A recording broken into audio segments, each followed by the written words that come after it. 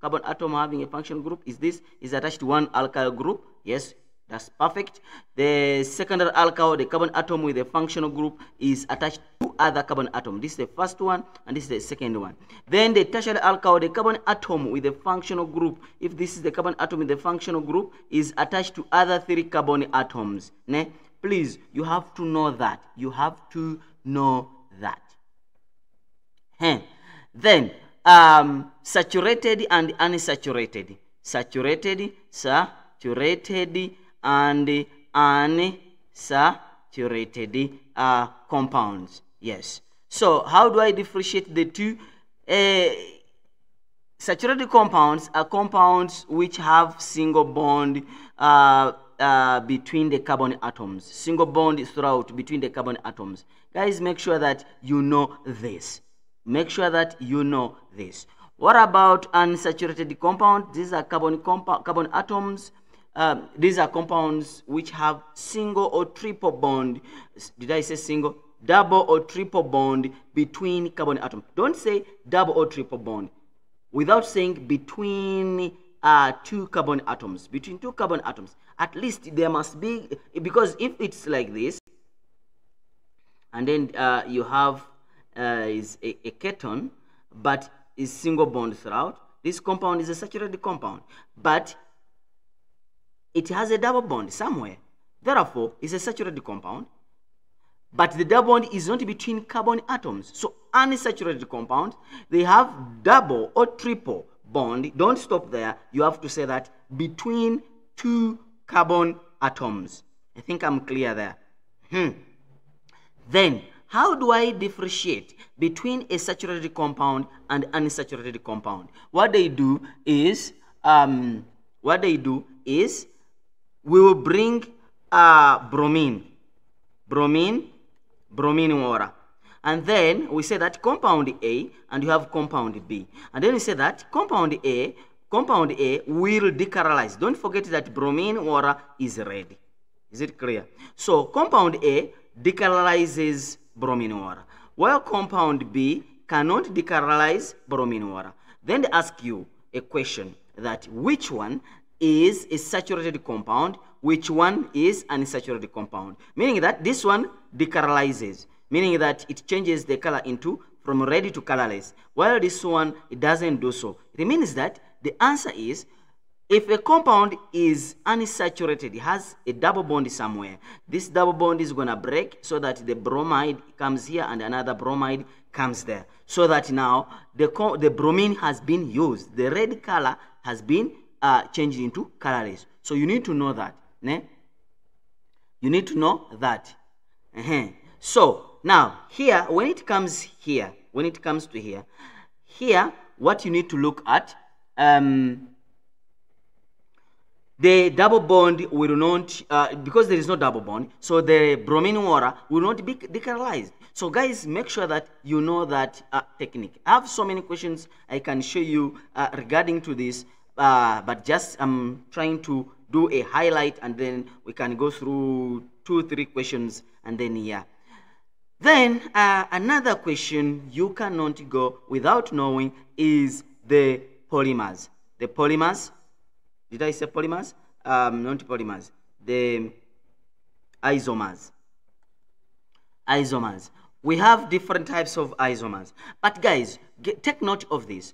To identify the type of isomer, or to if they ask you to define a specific type of isomer, if it is a chain isomer, you know that these molecules, they have the same molecular formula, but different. If it is chain, different chains. The arrangement of the substituents, you understand, is different. For example, 1, 2, 3, 4. Yes. So chain and structure looks the same. 1, 2, 3, 4. Now this is a chain. So if I change this 1, 2, 3, and then I put the carbon atom there, you see, don't forget that I'm not putting every single hydrogen atoms in there. You understand? Just because of time. So guys, now because this is straight and then this is branched, then it becomes a structure isomer, meaning that is a chain isomer, meaning that this and this, they have the same number of atoms but different structure. Now, if it is position isomer, the major difference is position isomer, yes, we are talking about the position of the functional group. But this position does not change the functional group.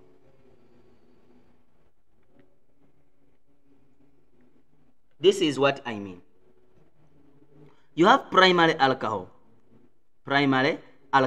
yes, primary alcohol, secondary, and then tertiary. To change this from primary to secondary to tertiary, in most cases, look, let me show you. 1, 2, 3, 4. The alcohol is here. So if I change this and I say 1, 2, 3, 4, I put the alcohol here. So now here, I've changed the position of the functional group. Therefore, it becomes positional isomer. But now, 1, 2, 3, 4. 1, 2, 3, I put the, and then I leave that there. So this one is from here to here, it is chain isomer. The functional group is still on carbon atom number 1. But the structure has been changed, so it becomes the chain isomer. While here, the functional group has been changed the position. Therefore, this one becomes position isomer.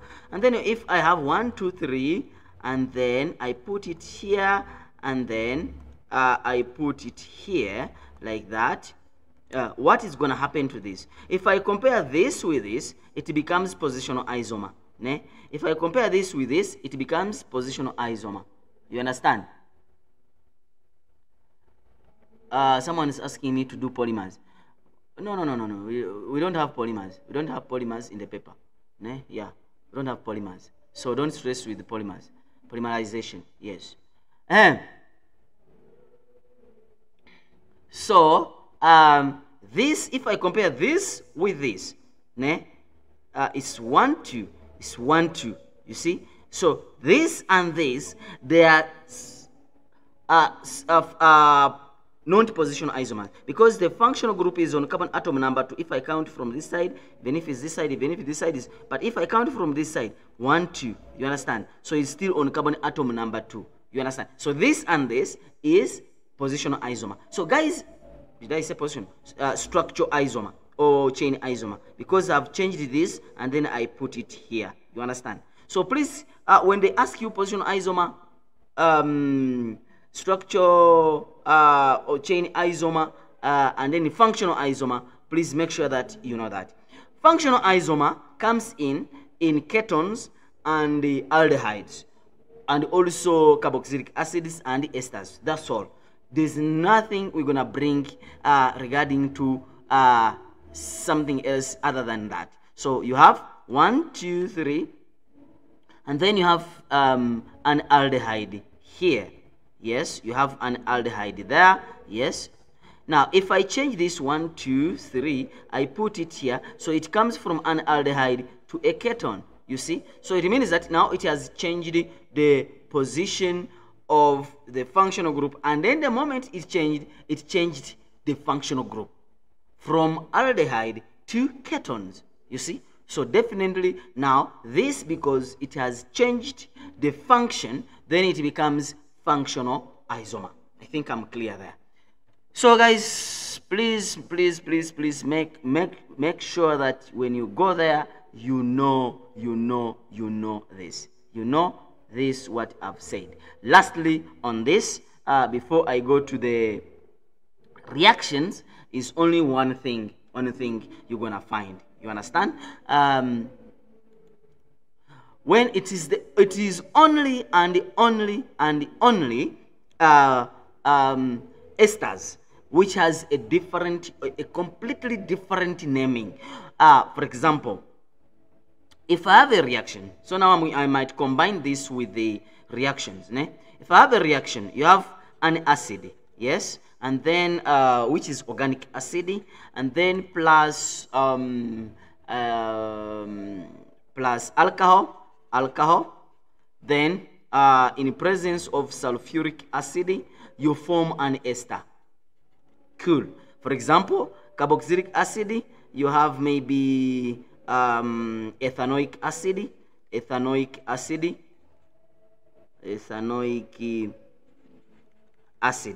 then plus an alcohol, maybe propan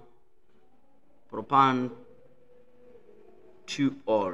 Let me say propan 1-ol. Yes, so yes, and then this, so I form an ester. So here, the one where the carboxylic acid is coming from is the one which is going to become the main chain. You understand? Here, we don't mind about how many carbon atoms does alcohol has. No, still the carboxylic acid will become the main chain. For example, if you draw this and write it, it's going to have 1, 2. Okay, no.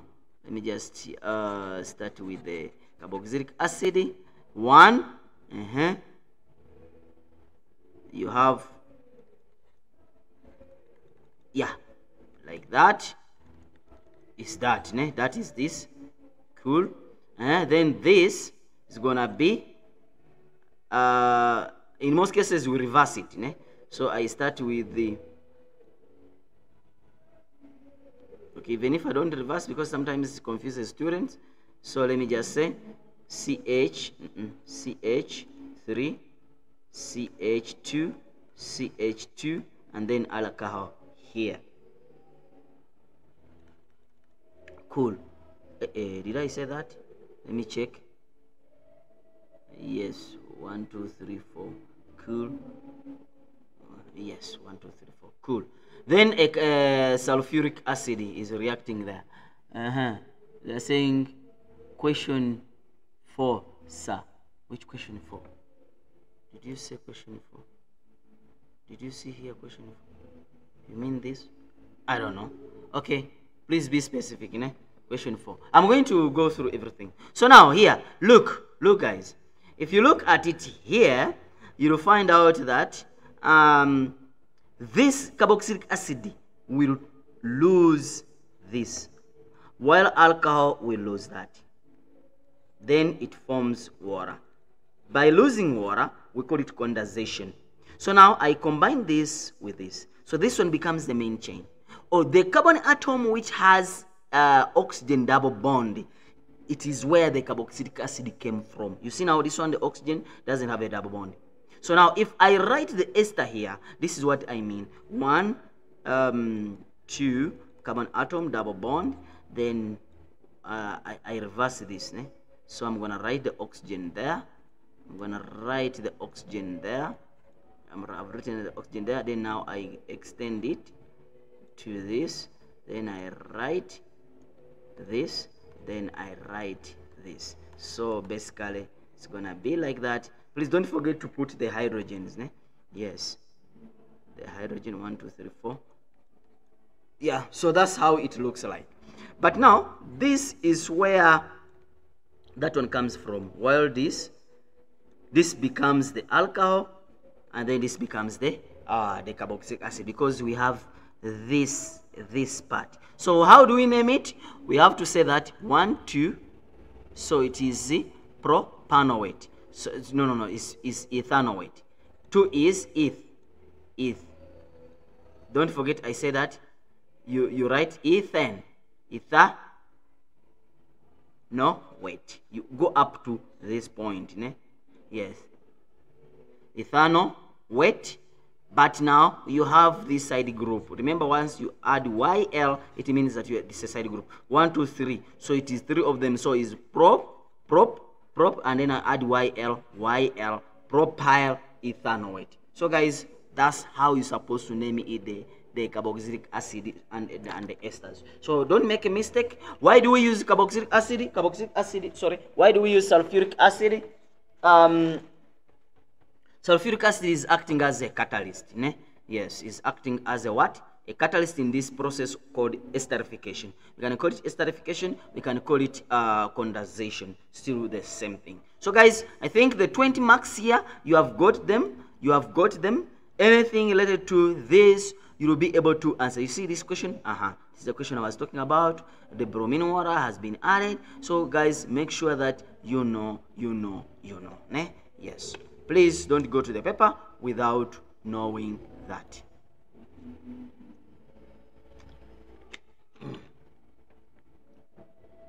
Don't go to the paper without knowing how to differentiate between, sir, when naming esters, don't we write alcohol first?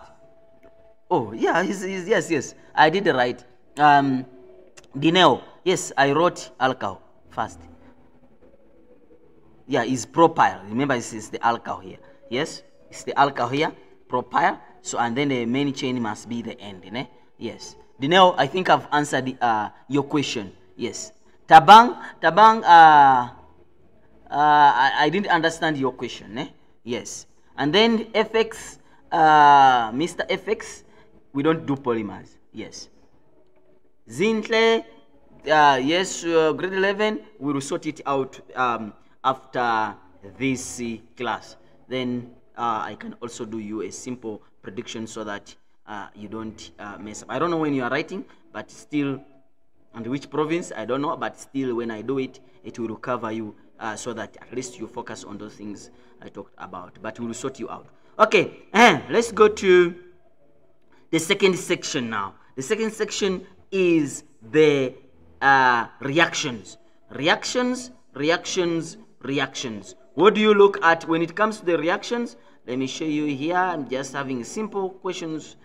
If you want this booklet is there, but I'm not interested in each and every question which is here.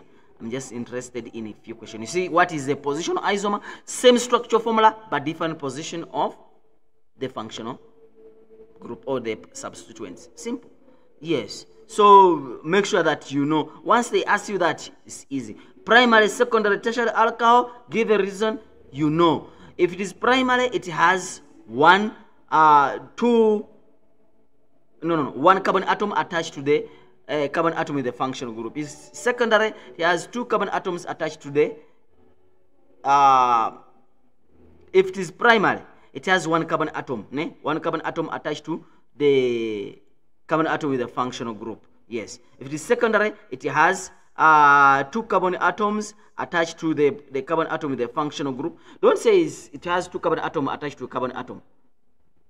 Just like that. Carbon atom with a functional group has 2 other carbon atoms attached to it. You understand? Please complete the statement, or otherwise you will lose it. You will lose it. Okay. Naming, we are done with it. Make sure that you do what I've said. Let's go to reactions. Reactions. When it comes to the reaction, okay, this is properties. Okay, let me go to properties before I go to the reaction. Guys, when it comes to properties, these marks you must get them. These marks you must get them. Properties is easy. You need to know straight chain versus branched chain. Then you need to know functional group. Maybe that, and then a double bond. You need to know, and then maybe is, and then a carboxylic acid. Let me say a carboxylic acid there. Then you need to know is 1, 2, 3, 1, 2. The number of carbon atoms. Do you understand? So now, know which type of forces which are found in what. If it is carbon atom, like alkanes, they have London forces. Then when it goes to alcohol, it has the London forces and the hydrogen bonds. When it goes to haloalkane, and the haloalkane, yes, it has London forces and dipole forces. When it goes to ketones, it has London forces and dipole forces. When it goes to esters, it has dipole forces and London forces. When it goes to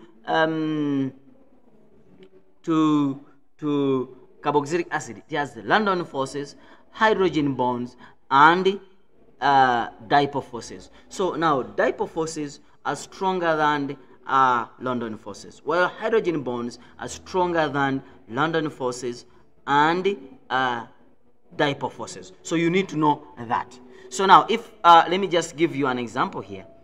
Let's just get one simple question. What is boiling point? You have to know that. Ne? Remember that it's the temperature at which the vapor pressure, or when the vapor pressure is of this liquid is equal to the atmospheric pressure. That's when the point at which, that's the boil, because they're saying boiling point. They're not asking you what is boiling. Boiling point. When they say boiling, the process then when the vapor pressure is equal to atmospheric pressure. Cool. But when they say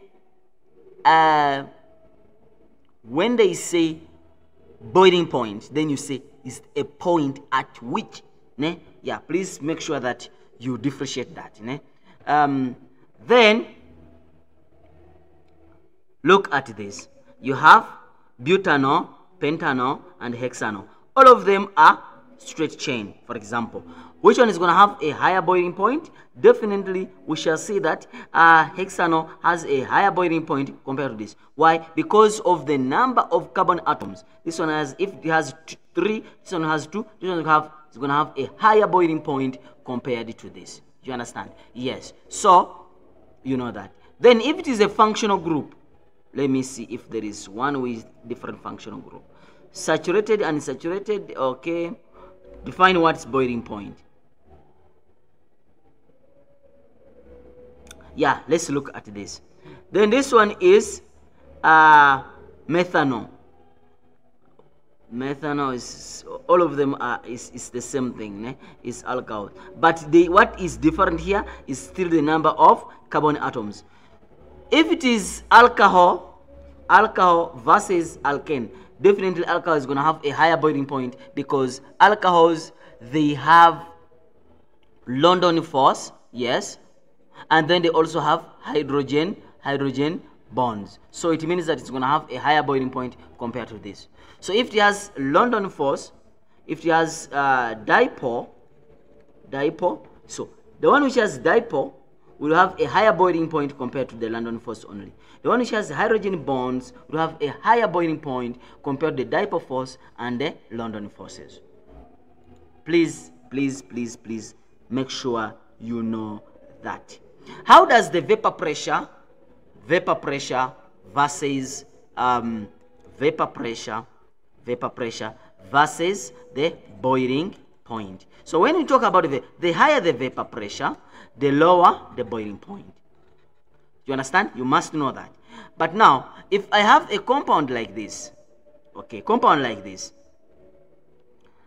yes, this compound has a lower boiling point. This one has a higher boiling point. So this one is going to have a higher, it's going to have a lower vapor pressure. It's going to have a lower vapor pressure.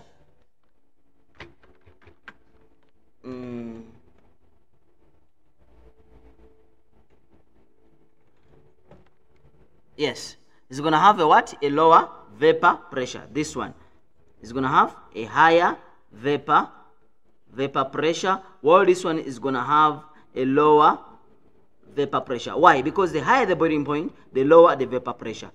Why? Because it is going to form low vapor. Why? Because it will require a high amount of heat to break the intermolecular forces of attraction. If it is London force, or if it is dipole forces, or if it is hydrogen bonds. For in this case, because it is an alcohol, it has the London force and the hydrogen bonds. So it requires high energy to break those intermolecular forces of attraction. Therefore, it forms a lower vapor pressure. You understand? Yeah, well, this one still does have the same type of bonds, but this one has a higher number of carbon atoms. So the London forces are much greater than what is in butane 1-ol. You understand? And then it's going to require lower temperature or lower heat to break those bonds. Hence, the boiling point is going to be lower and the vapor pressure is going to be a little bit higher. So I think I'm done with that, unless you have any question. Then when you go to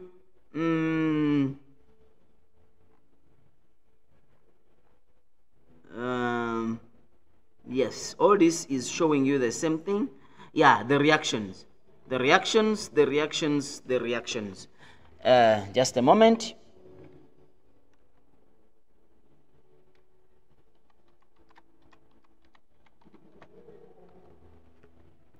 Yeah, someone is Cindy. Please do question that asks the calculation of the empirical formula. Usually give us mass and the hydrogen. Yeah, okay. And this one is asking me to do a simple question which involves the empirical formula, and this question let's look at question okay, I'm going to go there. Just let me just give you a simple highlight here, but empirical formula, please. Okay, sharp. Let me give you a highlight here. Question. Okay, I don't see. But okay, let me just design my question. Let me just design my question. So that you see. Okay. For example, they can say that the questions are in there in that booklet, but I can't spot them out now. All right. They are saying that you have.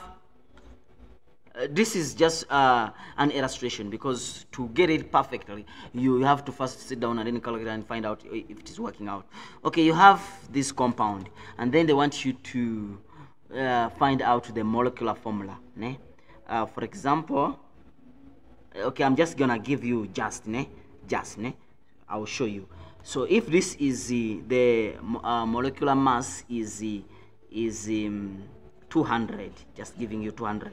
So now they want you to find out and then they say that this is 10%, and then this is 5%, and then this is what percentage is this? 10, 50. It's too small. Let me just say this is 40%, and then this is 10%, and then this is 50%. So how do I do the empirical formula here? You start with the elements. You have carbon, hydrogen, and oxygen. Then you tell us the molecular mass, the atomic mass for each. You have atomic mass, so of each. This carbon is 12. You look into the periodic table. Then this one is 1, and then this is okay. No. There is something which yes. Let's start with the mass. Mass here in this case they have given this in percentages. So this is 40%, this is 10%, and then this is 50%. Then atomic mass. You look into the periodic table. So it is gonna be 12. It's gonna be 1, and then it's gonna be 16. So now you divide the mass over molecular mass or atomic mass. Yes. In this case, you get the number of moles in actual sense. So you're gonna say 40 divided by 12, then 10 divided by 1, and then 50 divided by 16. So now after that, you get the answer here. So you calculate, guys. I'm just giving you a rough estimate. You calculate. I'm not calculating. Yeah, because someone asked a question, so I'm just rushing it. So if you divide here, maybe 32, 24, maybe it goes there three times. Let me just say 3 times. And then here it goes 3.5.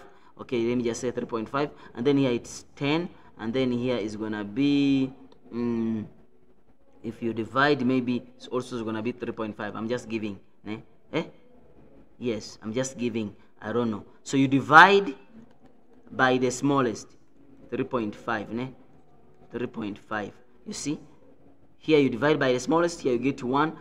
Here you're gonna get maybe 3 or 2.7. Yeah, maybe you're gonna get 2.9 or 2.8, whatever. And then here is gonna be 1. You understand? So now after that, you say that this is approximately 1, this is approximately 3, and then this is approximately 1. So now you have to substitute here, and then you say that C is 1, H there are 3, and then oxygen is also 1. So that's done. But if they ask you the molecular formula, because that is the empirical formula, this is the empirical formula of that structure. But if they ask you the molecular formula, then you have to equate it to the molecular mass. They give you the molecular mass as 200, ne? 200. So you say 200. Yes, is equal to 200. Then you come here, you tell us that you put it in bracket. You say maybe X or N, whatever you put. So it's gonna be this one is 12 plus 1 times 3. Yes, then plus 16, ne? 16 times 1, because it's 1. All of it is gonna be in the bracket of this number you have, so that we need to find out what is X. This is equivalent to 200. So this is 18 is 8 is 28 plus 3, that is 31. Yes, isn't it? Sharp. Is equal to 31x is equal to 200. Then you divide by 31, you divide by 31. Look for the answer, ne? You look for the answer. So the X you find, I'm not saying that it's not actual answer, I'm just giving a rough estimate so that we are rushing, so that we cover other subtopics. So here it is 200, ne? 200, what does it mean? So here I get maybe X is equal to, maybe, let me just say X is equal to 5. I'm just giving an example. X is equal to what? 5. So if I come here, I come back here, and then I substitute it here, because we said X is equal to 5. So I'm gonna say C times X, which is X is 5, it is 5 carbons, and then here hydrogen is 3, but times X, which is 15, and then oxygen is gonna be also 5, and then the empirical formula, the molecular formula is also done. Sharp. So guys, I'll only talk about something when I've reached that topic, ne? That subtopic, ne? Yes. Can you please do talk about the remitting reagents? Okay. Now I'm going to change from the prediction to a full what? A full discussion. You would have requested for a full discussion, ne?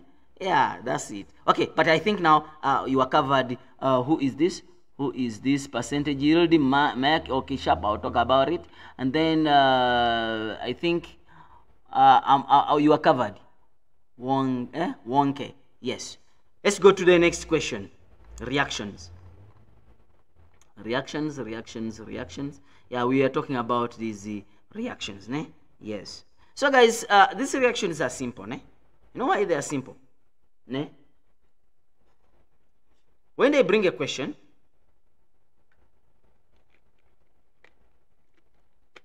you have to know how to manipulate them. Ne? You have to know how to manipulate these what? These reactions. Ne? Yes. How do you manipulate them?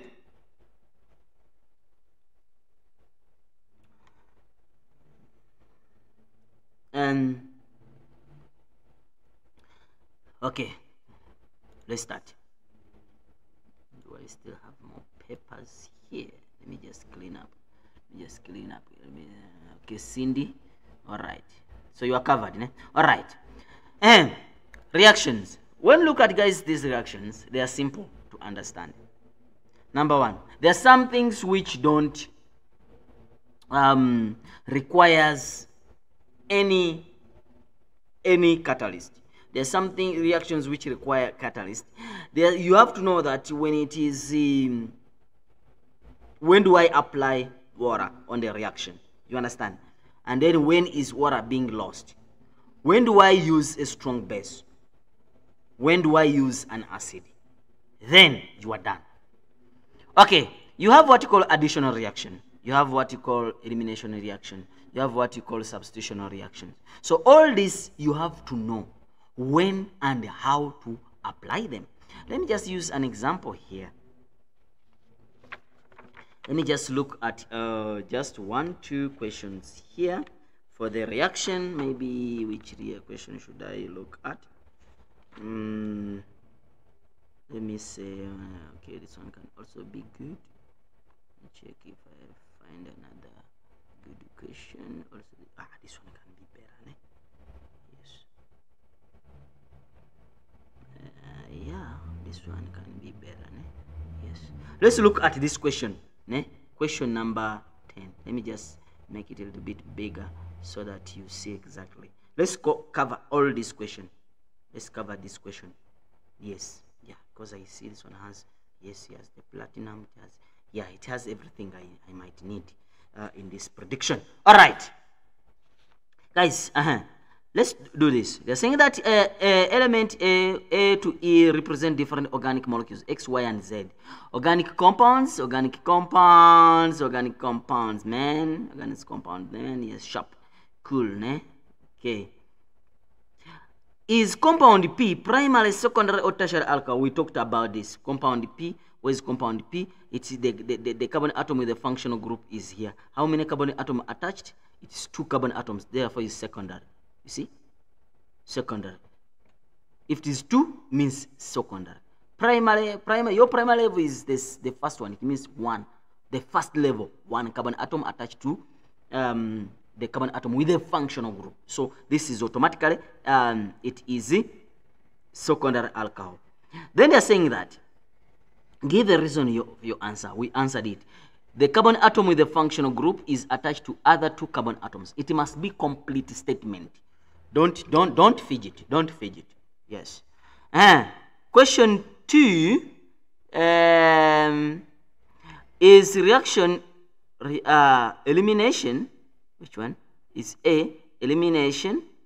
Where is A? A is this going here. Is reaction represent elimination? Okay, from here to alkene. You see, you are from the alcohol, you are going to a double bond. Automatically, you have eliminated. You understand? Elimination reaction A is write down the type of they're asking you. Write down the type of elimination reaction. Because we are removing water, you are from alcohol to alkene, yes, you are removing water. So that type of elimination is dehydration. You are removing water. If we were adding, then it would have been hydration. But because you are removing water, so it becomes dehydration reaction. Ne? Yes. Then they're asking you, additional reaction represents reaction B by B. You see? Okay, so it means that from alkene to alcohol. Okay, they are saying, write down the type of additional reaction represented there. You see now, I'm adding the alcohol from alkene to alcohol. Therefore, it's going to become hydration. This one, because I'm removing this one, because I'm removing alcohol, I'm removing water, dehydration. Because here I'm adding, then it becomes hydration. Then they are saying that elimination reaction represented by D. Where is D? Elimination from this to this. So this is the alcohol. If I add hydrogen bromide here, it forms that. So what does it mean? It means that I've removed the bromide, hydrogen bromide here, and then I've formed this. So what reaction is that? Is dehydrohalogenation. Dehydrohalogenation. Because I'm removing the hydrogen and the halogen. So it becomes, because I'm removing, then the word D. Hydro, meaning that I'm removing the hydrogen, then the halogen. That's why I'm saying dehydrohalogenation. You understand? So that is the reaction D. You see? It's simple. So it is simple. Then we go to sodium is used. Don't forget that sodium is a strong base. Ne? I told you, when do you use a strong base? When do you use an acid? You have to know all these conditions. Guys, don't go to the paper without knowing it. At least practice this question. This question you see there. Ne? You won't regret it. Ne? Yeah, you won't regret it. Used in a reactant in C. Where is C? Let me first clean up this because it looks ugly. Okay, sharp. C, where is reaction C? Okay, from from hydro, because here it is halogenation, ne? Here, oh, here is substitution. I'm substituting this with this. Yes, substitution. So now they're saying write the type of reaction that takes place in C. So C, because I'm going back to the same thing, still is substitution. But which type of substitution is because did I say C? Which type of substitution? Yes. So now, because I'm forming alkyl, a component of water must be there. A component of water. So the reaction becomes hydrolysis. Hydrolysis. You are splitting it using water. The moment you add water there, then it becomes, yes. It's like a substitution, but water is there, therefore it becomes hydrolysis. What type of reaction takes place? So we are done with that. State two conditions. State two conditions which are supposed to be present in this reaction. Two conditions. Okay. The first condition is this base. They said it used in a strong base. So strong base must be there, and this base must be dilute. So strong dilute base. You understand? It could be sodium dilute sodium hydroxide. So you must add that word hydroxide. You understand? Yes. And then you don't stop there. You also had some bit of heat. Yes. So if you are changing, you are forming the alkyl, you're changing from alkane, then you have to use a strong base, and this base must be a little bit aqueous, dilute. Why? So that component of water is there, and then after that you add some small heat. You understand? Please make sure that you master this question so that you get all the marks. Write down the formula of organic reactant needed for reaction D. Reaction D. What is reaction D? They're saying write down the IPAC name of organic compound at D. So you have this, you form this. How will I know the number of carbon atom? Do you have to specify hydrolysis, like hydrolysis with water or base? When you say hydrolysis, definitely you are talking about using water, ne? Yes. Do you know? When you say hydrolysis, it's enough you have said using water. Is it clear? But now, hydrolysis with water, or you have to say strong base, dilute, strong base is cool, or dilute sodium hydroxide. It can be dilute potassium hydroxide also. Why? Because these are strong base. Actually, the bases of group 1 element, except lithium hydroxide. Yes. Why lithium hydroxide? Because lithium hydroxide has a different bit of different chemistry compared to other elements which are in group 1. Actually, the first elements in each period, they have a little bit of different chemistry. Yes. So, but the other ones, they are good. Yes. All right. So, because this one is 1, 2, 3, 4, definitely if this one converts to this, yes, it's an alkene. Yes. So, it automatically is going to be 1, 2, 3. But now, you have to follow mechanical fluid. I was forgetting that. Okay, sharp. Let me show you. Now, let's start from here.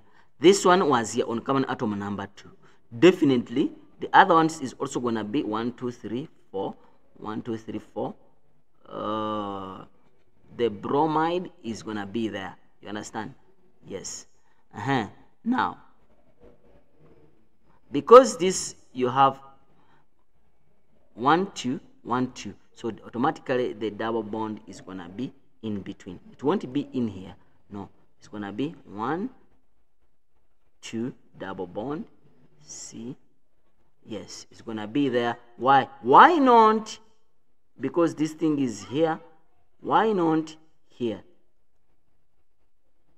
it doesn't become symmetrical. So you chase for symmetrical. So this one, it becomes a minor product, and then this one becomes a major product. This one also forms, but it's a minor product. What you are looking at in organic, we look for major product. So this one becomes the major product. So they want the IPAC name 1, 2, 3, 4. So it's bute. Remember, this one is alkane, alkene, alkyne. You stop on bute, and then 1, 2, 3, 4 is bute. 1, 2 is carbon atom number 2. 1, 2 is the same thing. So it's gonna be bute 2. Yes, in. Bute 2 in. Don't forget that a word with a word is a comma. A word and a figure is a dash. Bute, you see, bute 2 in. If I had die, you see, die, it's fine. So if I have what? No. Me say, see, 2 bromo, you see, 2. So what is this? Is a dash. What about if I have 2 die? So this one is a comma and a dash. So figure and a figure is a comma. Figure and a word is a what? A dash. Please make sure that you know that. Don't go without knowing that. If you have a question, let me know, so that I sort it out. I think I'm done with the reaction. Unless you have any question, guys, make sure that you know dehydration. You talk about addition, which type of reactions which are under addition, elimination, and then substitution. You understand? And when and which condition. Use this question. If you don't have it, use it. Take a screenshot and then try to practice them. At least you try to cover most of them. And then don't also forget to know the esterification. This esterification, don't go without knowing esterification. Why is sulfuric acid being used?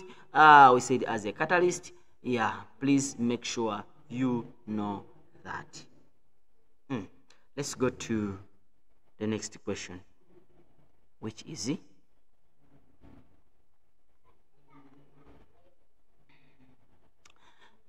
here it's not that a big deal. It's just a simple thing. There are some few things where students confuse or where they get messed up when it comes to the endothermic and exothermic reactions. So here we can get all the marks.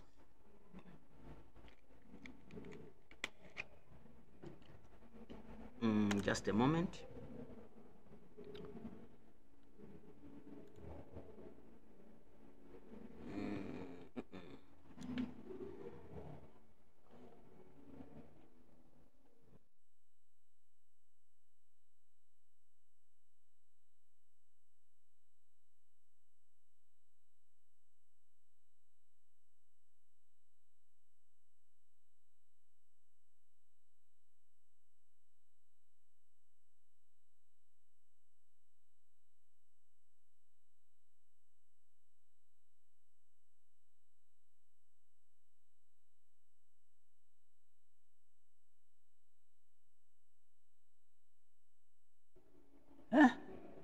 Is Z the positional isomer of compound Y? I've moved away from that. I don't know. What is it? What do you mean by Z?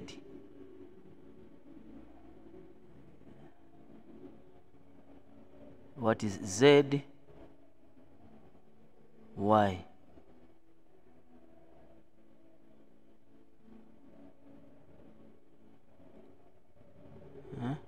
Let me check. Z.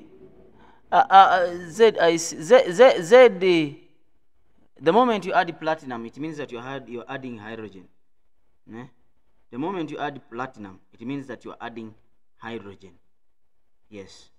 So if you're adding hydrogen, then automatically it means that you have changed. Remember, it was a double bond, so you have changed. So it can't be a positional isomer. You understand? Yes, it can't be positional isomer. Why? Because the other one is alkene, this one is alkane. You see? So it can't be isomers. Yes. I don't know whether what you're saying is what I'm trying to answer. Okay, sharp. Let's go, guys, here.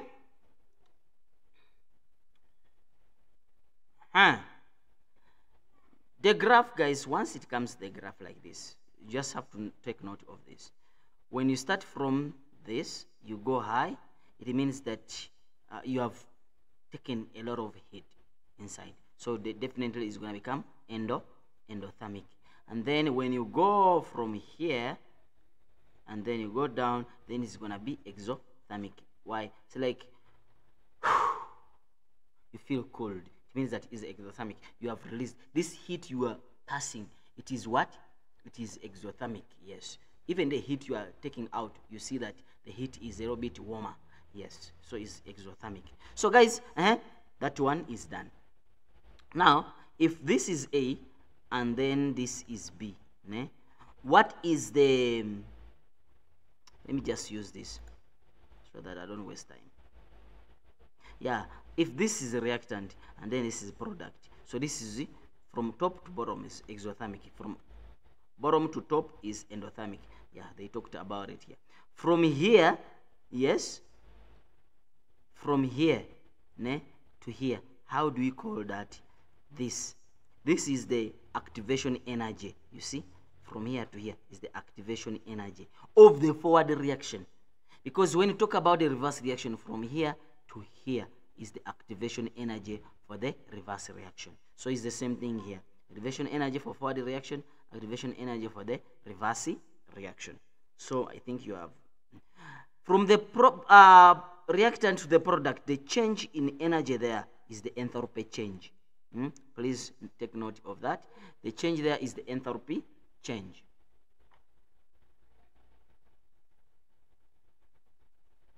And then we call it the enthalpy change. Then when it's the reverse, definitely it will be the same thing. Still the enthalpy change for the forward reaction, enthalpy change for the reverse reaction. So if they ask you to calculate, you must know whether they're asking you for the forward reaction or they're asking you for the reverse reaction. You have to know those two things. Now, this one is easy. But now, when it comes to this graph, these graphs, when a catalyst is added, how will this reaction behave? When the catalyst is added, what will the catalyst do? The catalyst, what it does, it gives an alternative way of the reaction. Suppose, for example, you are from here. What can I use? You are from your home to town. You can use a taxi or you can use a train, depending on if the train is there or not. Or you can use Taxify, whatever. But now, which one is faster? But you're going to reach the same destination. But the only thing which is going to be different is the time. So when you add a catalyst, yes, it just lowers the activation energy. But the product remains the what? The same. You see? It lowers the activation. It lowers the speed at which the reaction is taking place. It lowers the speed. It lowers the time you're going to reach in town. You understand? So that's how the catalyst works. Yes. So the function of the catalyst is to provide an alternative which has a lower energy for the reaction to take place. So it basically speeds up the rate of what? The rate of reaction. So done with that. When you go to rate of reaction, okay, this is where I want. This is where I want. Now, as if I'm teaching. I didn't want to go everything in here. Okay, this is what I want. Guys, you need to know that when something is like that, is a product. And when something is like this, is a reactant. Reactant products are always increasing, and the reactants are always decreasing. And then, in most cases, the reactants, the products, they start from zero. If they don't start from zero, you will see them doing like that. So in most cases, they start from zero. The statement is saying, in most cases, it does not mean that it starts from 0 always. In most cases, it starts from 0. Then, that's number 1. Number 2,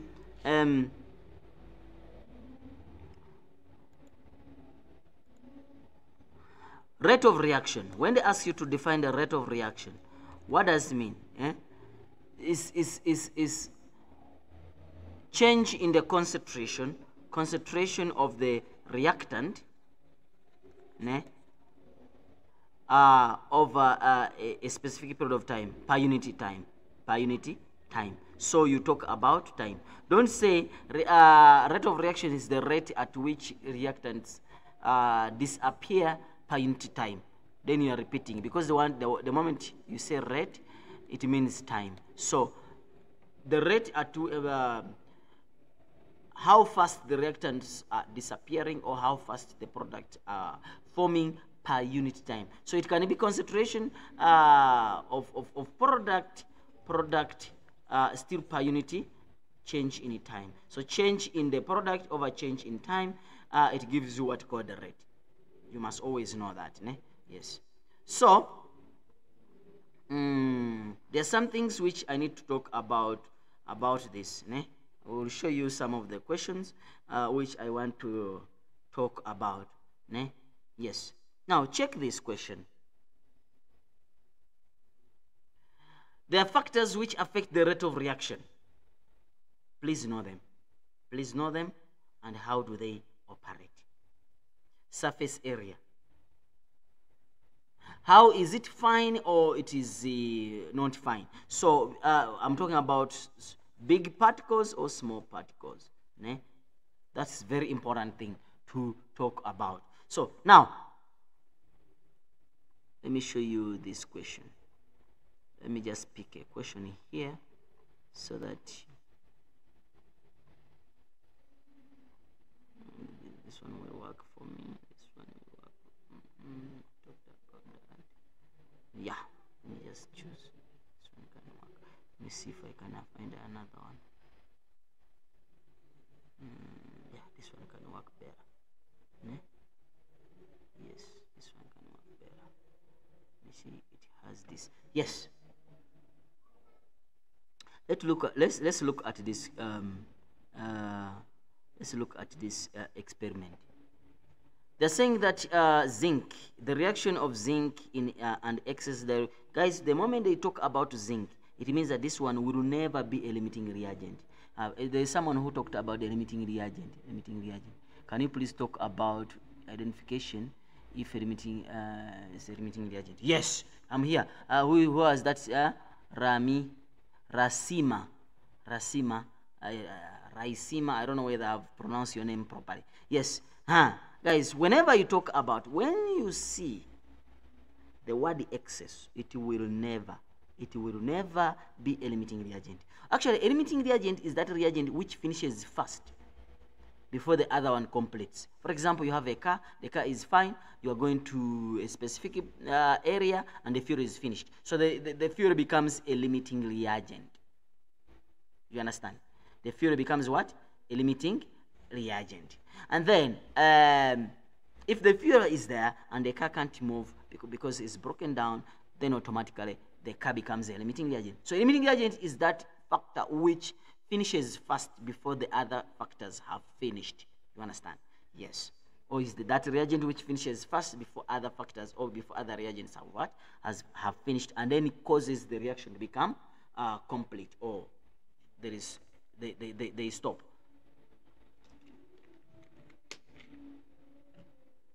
So now, here is a question. They are saying that hydrochloric acid is used in investigating the factor that's balance equation, zinc, hydrochloric acid, and then zinc chloride sharp.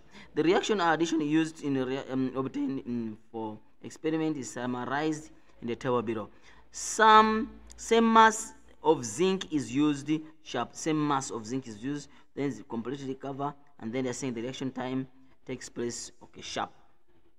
Now they're saying that question number 1, experiment 1 and experiment 5 are compared. Write down independent variable independent variable and dependent variable. In this case, what are you going to look at? What is the independent variable? They're saying experiment 1 and experiment 5. So what is different here? This is the same. This is the same. This is the same. This or this is different. And then time is also different. So what happened? When I increase the temperature, the time reduced. Meaning that the independent variable here is going to be temperature. So temperature will determine the speed at which this reaction is taking place. Yes. Define the rate of reaction. We talked about it.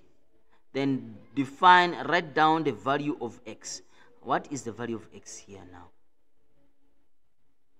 The value of x. Let's see here. Is 15. This one is the same. This one and this. This one is different. But they said this is in excess. So it means that you're increasing the volume doesn't affect anything because they said it's in excess. So whether you put 600, as long as it is above 200, doesn't affect because they say that this is in excess. So it means that this and this is the same thing. Then this state granule, this is also granule, is 25, is 25. So automatically, if this is 14, because everything here is exactly the same as this, what is different is this, and this doesn't affect. Yes, so automatically this is gonna be 14 too. Yes, you see. Yeah, so guys, I did a simple research about, I keep on repeating this topic. It looks to be easy, but it's the most failed topic for over 10 years. Yes. Why? Because it requires you to analyze. You have to analyze. It's not too much calculations, but still people tend to fail it. Yes. Anything related to thinking, critical thinking, sometimes people go off. Then they're saying that question 3 point sharp. Write down. Okay, we are done with that. Maxwell. Yes. This distribution curve, particles of experiment 1 and 1, 3 and 5 shown alongside. Yes. Okay, they're saying that. What is the question they're saying? Okay. Experiment 3, give a reason. Which one is experiment 3 and give a reason for your answer? Experiment 3. What's happening with experiment? Because they say that experiment 1, you see guys, you have to know how to analyze this. Ne? You have to know how to analyze this. Experiment 3. This is experiment. Let me now clean out this because I don't want it to disturb us when you're analyzing. Yes. Experiment 3, experiment 1, and experiment 5. So what is the difference here? Experiment 1, okay, this and this, they are the same. This is different, the concentration. So it means that if the concentration, we expect this to be a little bit higher, a little bit faster, ne? But we shall find out if it is going to be faster, ne? Volume doesn't matter. Why? It's the same, and number 2 is dilute. So we said it's excess. We said it here. So it doesn't affect. State, this is powder, and this is powder. So it's the same. You see now the key point, the first key point is here. And then we have, just a moment.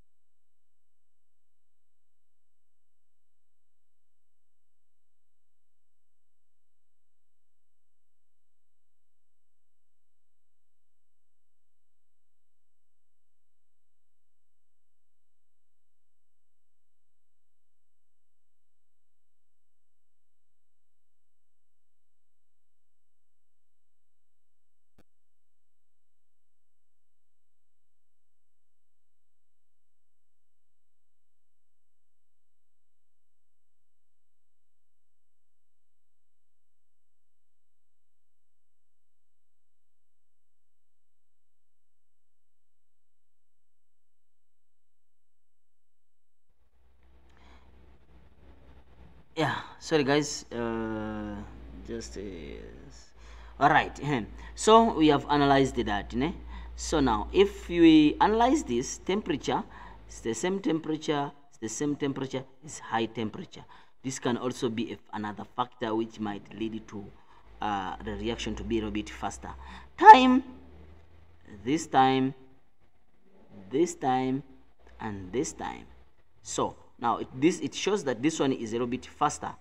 Okay, now remember, the more, if this is the original graph, the more you come to this side, the more it's faster. The more you come this side, the more it's slower. So we know that. So now let's go and then start analyzing. What is experiment 3? Experiment 3, if you look at it, is just normal. If you look at it here, it shows that it's just normal. So if you look at these questions, you will see that experiment 3, you have this, sorry, you have this, and you have this. So automatically it shows that, this shows that experiment 3 is C, is graph C. Why? Because it's just normal. It's not that faster as this, so it's not as fast as this and not as slow as this. So automatically C becomes experiment 3. And then give a reason for your answer. What can you say about experiment 3? No. Because this one, temperature. No.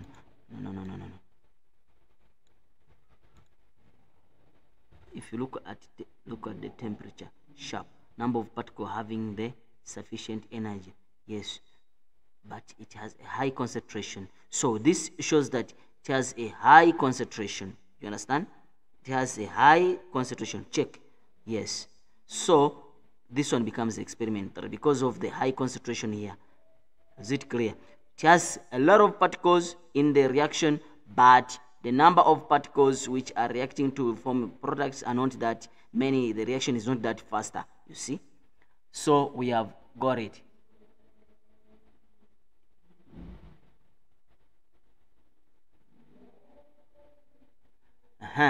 So we go to question. They're saying that give a reason for your answer. Maybe you can say that it has the highest concentration of particles, or has more particles, yeah, that are in the reacting vessel. You see, it has the highest. If you look at it here, it has the highest. Then number 2, we can say that experiment 3, now you're saying that give experiment 5. Where is experiment 5? Experiment 5, what is different?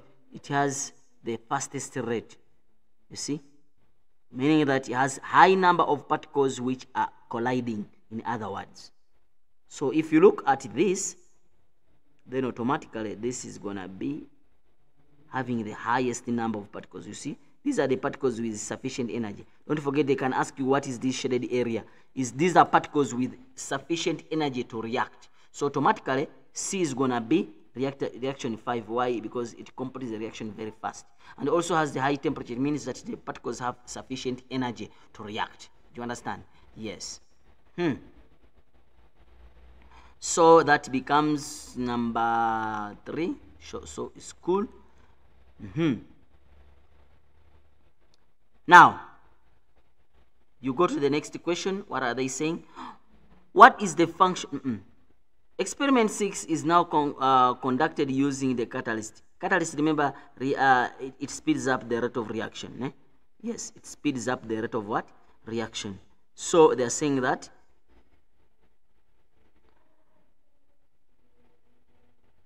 the same condition as for experiment 1. What is the function of a catalyst? Speeds up the rate of reaction, or it provides an alternative way in which the reaction can take place in a faster way. Yes. So basically, speeds up the rate of what? Reaction. Then how will the heat of reaction in experiment 6 compare to experiment 1? Will it be equal to? They're saying that heat of reaction. Remember, a catalyst doesn't change anything. So it just makes the speed. the heat remains the same. So it will be equal to, yes. Calculate the average rate of reaction with respect to zinc in experiment 2. If 5 grams, 1.5 grams of zinc is used. So in this case, what are you going to do? So the rate of reaction, you can talk about mass, yes, and then find out the number of moles, and then after that you can change those moles. So in this case, we don't know do we know the mass? Yes.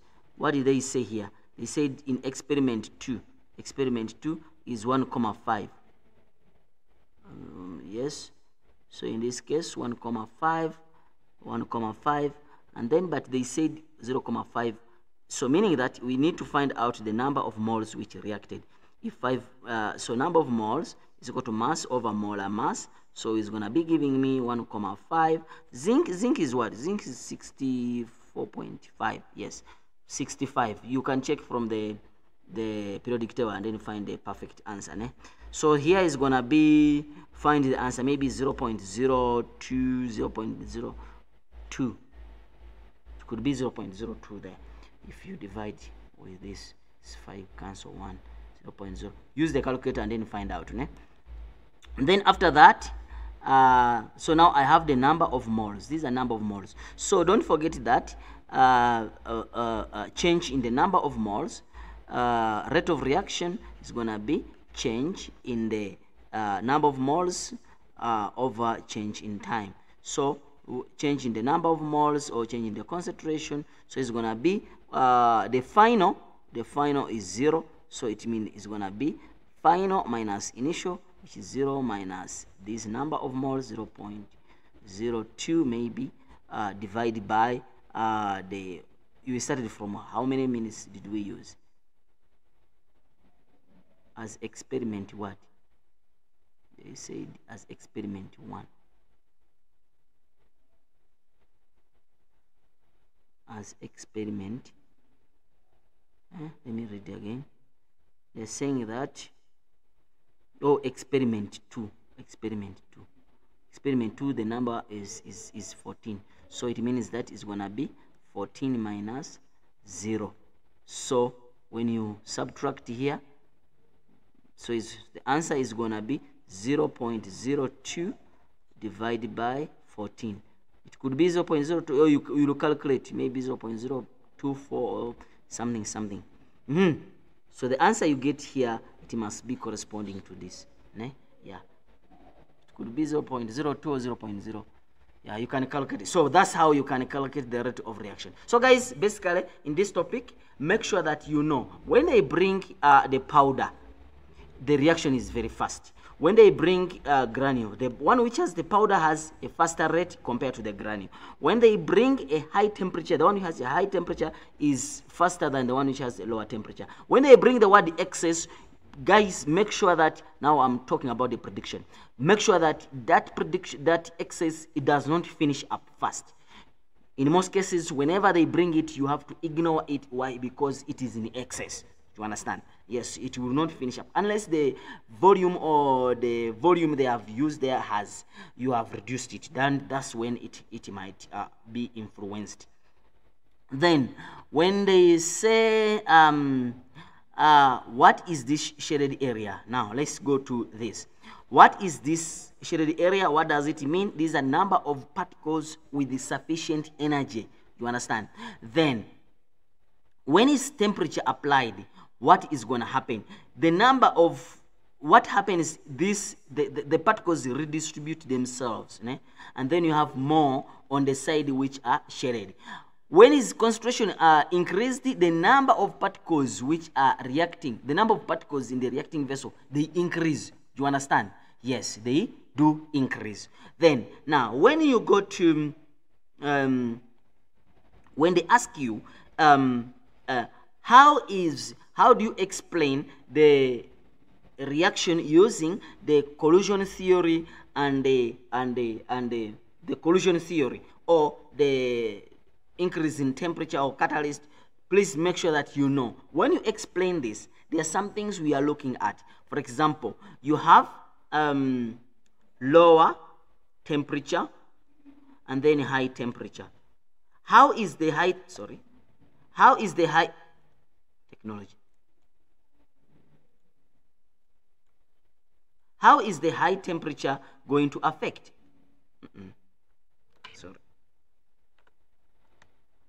How is the high temperature going to affect? The high temperature, when you increase the temperature, the number of particles with sufficient energy will increase, meaning that increase in temperature increases the number of particles having a higher kinetic energy. You understand? So if they have higher kinetic energy, it means that you have more particles with sufficient energy, yes, which will increase the rate of collision per unit time. The word per unit time, we need to see it. And then if the rate of collision is increased, then this collision must be effective collision per unit time. And if it is increased, then the rate of reaction is going to increase. Guys, you need to know that. When it is about concentration, it increases the number of reacting particles. So it means that it will increase the number of particles which have sufficient energy, hence increase in the number of effective collision per unit time. Hence the rate of reaction also increases. You have to know that. Don't make a mistake to go to the paper without knowing that. Yes, I think I'm done there. I think I'm done there.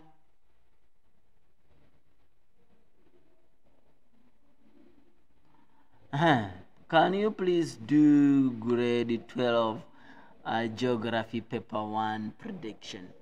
Okay, I'm gonna speak to the teacher. I'll speak to the teacher, and then yes, you'll see. Keep checking on our YouTube channel, or subscribe so that you are able to get the notification. You subscribe and then you click on the notification so that if we put it in, and then you are able to yes, this is the question someone was asking, you see. So let's go to the chemical equilibrium, acids and bases, and then we finish with the, let's just be very fast, ne? Yeah, because now I have only 10 minutes to finish this, because I'm supposed to go to help this grade 10 and grade 11s, ne, for chemistry. All right, next year will be full-time. Will help you, those who have not become members, make sure that you become members. Grade 10, so you will be in grade 11, grade 11 will be in grade 12. We will be here. Make sure that you subscribe so that you don't miss out anything. Yes.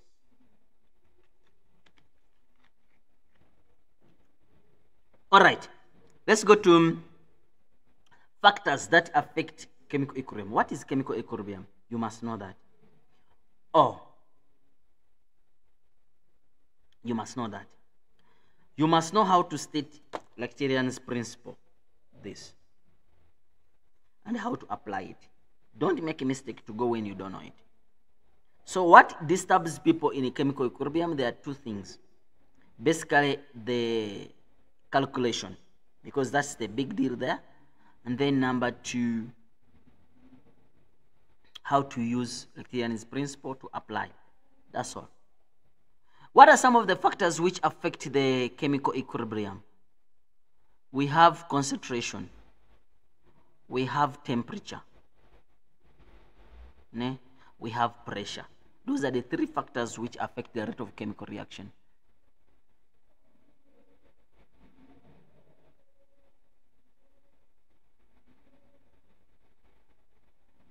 Yes, so those are the three factors which you have.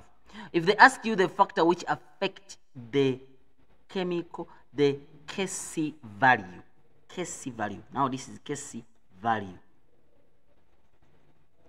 Here is only temperature. The factors which affect the chemical equilibrium is temperature, pressure, and concentration. Yes, catalyst, it affects the forward and the reverse, so that one is not a big deal too much. But the big deal for chemical equilibrium are these three factors. But the Kc value is only affected by temperature. Please take note of that. They can bring it and then ask you, temperature has increased. Tell us whether the Kc value remains the same, increase or decreased. So it will depend on whether it's endothermic or is exothermic. I'll show you. So we are done with that. So we say that this is forward reaction. This is forward reaction. Why? Because the reactants are decreasing. And then this is the reverse reaction. Why? Because this is the forward reaction, and then this is the reverse reaction. If the forward reaction and the reverse reaction are equal, then it will be equilibrium. So what is equilibrium? Is when the rate of forward reaction and the rate of the reverse reaction are equal. Someone is asking me about agriculture. Unfortunately, Cindy, I will not be able to do agriculture this year, but next year, yes. Unfortunately, I'm sorry for you people who are doing agriculture this year. Yes, but I will see if I can do it, but because I'm the teacher for the agricultural science, so I don't know whether I'll have enough time for preparation for agriculture. Yes, but I'll see. But definitely next year, God willing, I'll do so. Yes. But if you have questions, you can ask me. Maybe I can send you resources and stuff like that. Yes. Okay. Then for the reaction, reverse reaction, we are done with that. What concentration affects? Here, there are some things which you need to know when it comes to chemical equilibrium. Listen carefully, guys. When does temperature affect? When does concentration affect? How does the graph look like when it's temperature? How does the graph look like when it is the concentration? And how does the graph look like when it is? Yes. So now let's talk about it. So check how temperature affects. You see, just check how the shape of the graph looks like. It is not sharp. It's not straight. It's not straight. Sorry. This computer is disturbing me. It is not straight. It is bending. Yes. Check how it looks like. It's bending. While if you look at for case of the concentration, check how it looks like. It has a sharp spike. It means that either you have added or you have decreased. Can I repeat that? For the case of temperature, how do I know that this graph is for temperature change or it is for concentration? Temperature, the graph is increasing gradually. It has that gradual bend, while concentration, it is sharp. When you add the concentration, it is automatically sharp. Yes. Now, and if you have two of them, how do you know that this is a product or it is a reactant? So if this is the reactant, check, this is the reactant, they are being used up. Now here they go up very fast. It means that you have added the reactant, you have added that reactant. That's what it means. And then now once you add the reactant, then it continues to go down. This reaction did not reverse. No. If it was reversed, then the reactant would have been product and the product would have been a reactant. How do I know that it has reversed? When this one goes like this, and then my drawing is not good. If this one is going like this, and then this one goes like this, now you see this one is going up. So when it reverses, this goes like this, while this one goes like that. You see, it forms that X. Yes, they cross each other. But now here, they did not do that. This one just increased, then continue with the same shape as it started with. This one also started increase because more reactant had to increase, and then using the reactance principle, then the stress is supposed to be what? Removed from the what? From the system, so that the system attains the equilibrium the way it was. Is it clear? Yes. So concentration, I've showed you, and then temperature, I've showed you how it looks like. Catalyst, it does the same way. Two of them, they change at the same time. If you have two things, the two graphs will change at the same time. What about pressure? What about pressure? Remember, pressure only works in gases. It does not work in liquids and does not work in in solids. So you need to go when you know that. Yes, it doesn't work. It works only in gases. Yes. So how do I know that is pressure being added? Yes. In most cases, when the pressure is added, you might see a slight change, it reduced or added. You will see that there is a slight change based on the number of moles each compound is producing, but the change looks the same. For example, if this is 2 moles and then this is 1 mole, when I increase the temperature here, the 2 moles, what is going to happen? When I increase the temperature, yes, what's going to happen? It means that the volume is going to what? Is going to decrease. You understand? Then it means that the reaction, the particles are going to come closer, and then the reaction is going to speed up. You understand? Check. It goes very fast. And even the product or the reactor, the reverse reaction is the same thing, so it's going to also reverse. And then that's why you have this and this at the same time. That's why you have this and this at the same time. But the change will depend on the number of moles, because this is 2, so this one must show 2 times the effect of this. Yes? Let me show you. You see now, this one is half of this. Even this one is half of this. That's why I'm saying that this one, the one which has higher number of moles, must show 2 times to the other one. Yes. So now if it's like this, now you can apply. Ne? You can apply. You see that it's the same thing which happened here. You see, even here, you see that this is almost 2 times. Ne? The dotted is 2 times to this. So that is pressure. So pressure, you see both of them, they're increasing, but the other one is increasing more. Then concentration, one is spiking, then another one is gradual, and then temperature, both of them are gradual. Ne? Both of them are gradual. You see? Yes. So please, you need to know that before you go to the paper, because if you go to the paper without knowing, then it might affect you. So that is the first thing you need to understand. The second thing is reactions.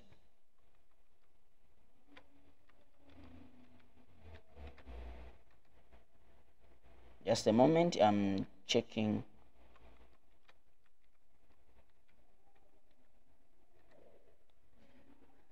Yeah, okay.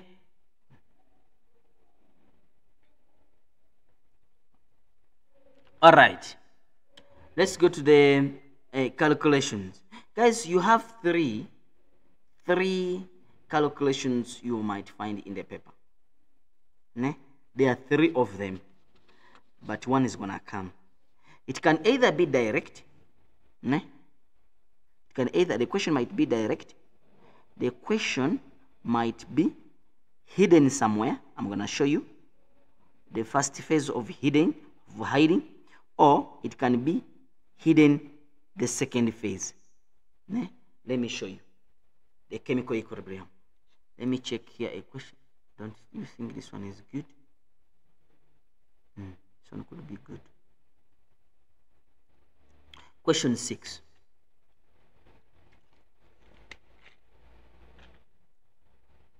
Question 6, they are saying that, what does the double arrow indicate? Okay, double arrow indicates that it's a reversible reaction.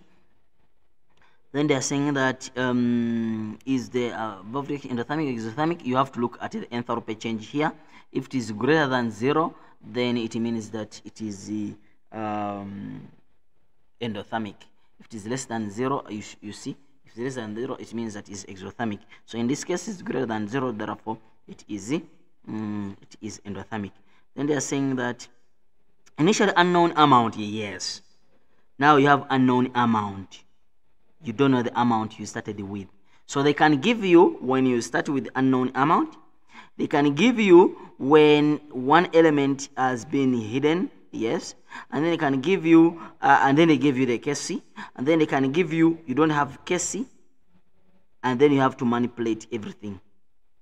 That's where the problem comes from, when they ask you to manipulate everything. So now here they are saying that unknown amount of reaction is this. Okay. Okay, I'm gonna give you few minutes for you to do this question. Do this question for me. I'm gonna give you 5 minutes to do this question for me, and then after that I go through it very well. Yes, so that when I do it, you see the mistake I was talking about. Yeah, but don't forget that this is slightly a hidden question. Yes.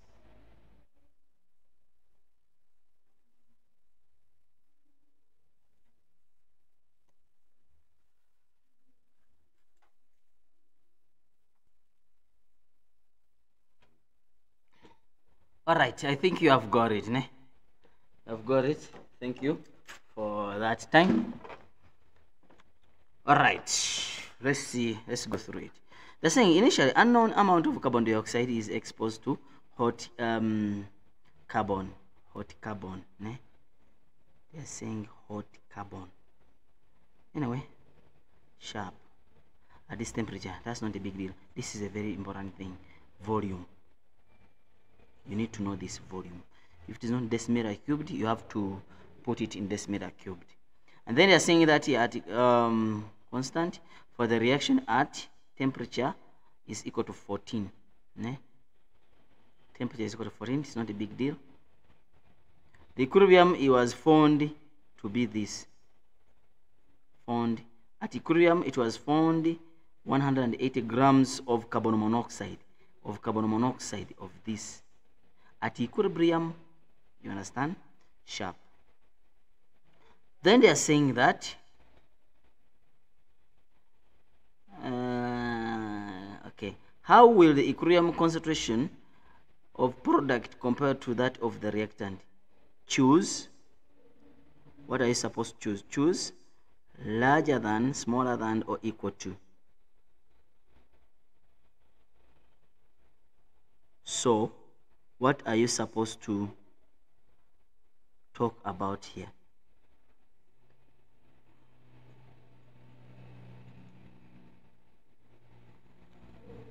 How? They're saying how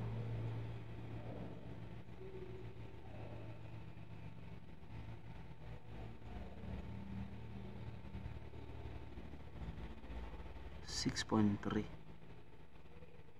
how will the equilibrium concentration of product compared to that of reactant? How will the equilibrium concentration of product compare to that of reactant? So now if you are looking at the concentration of the product, let's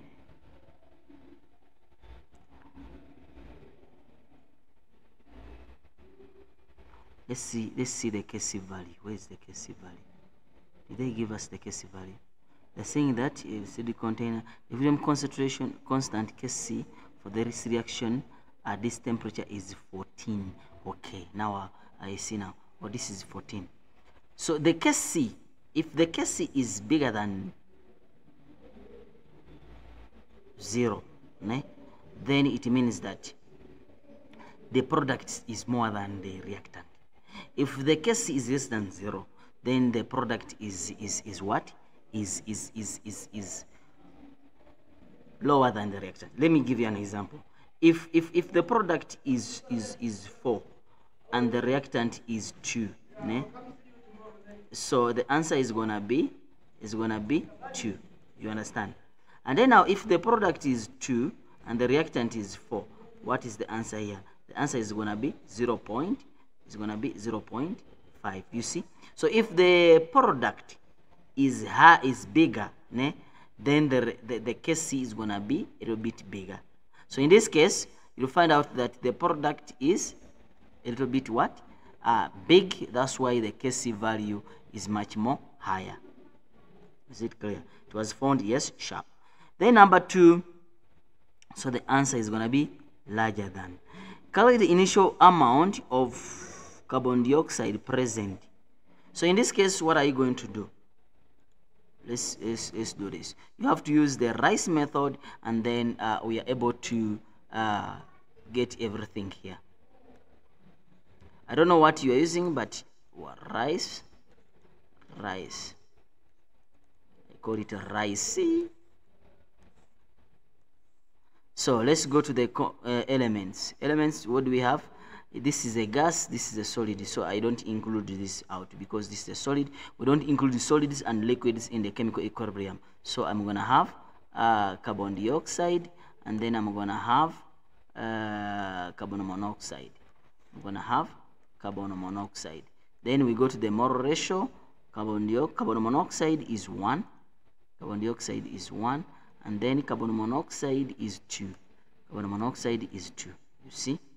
So now we are covered with that. Then we go to the initial moles. The initial moles, remember, since it's a product, this one, carbon monoxide, since it's a product, so initial is going to be 0. What about this? Did they tell us the initial? Unknown. They said unknown amount of carbon dioxide. So, since it's unknown, let me call it X. I like to use X, or you can use Y, whatever. Then now, you see now, they did hide the initial mole. That's the first instance. So if it is hidden, then now look at this.